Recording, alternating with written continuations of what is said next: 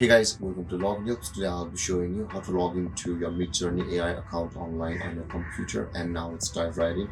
Now to log into your MidJourney AI account on your computer, just open up your preferred browser as I've already opened the Google Chrome, and on the search bar, click over there and type in the address midjourney.com and turn enter, and after that will be redirected to the home page of MidJourney.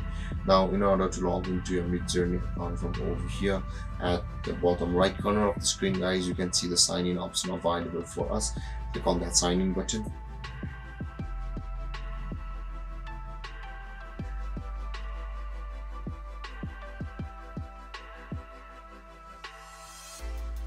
and you'll be directed to the official page of Discord, because MidJourney is one of the AI from which is integrated into the Discord server. So in order to log into your MidJourney AI, make sure guys you have an account on Discord, or you have signed up for a Discord account, and that same account will be used to log into your MidJourney account, as you can see guys.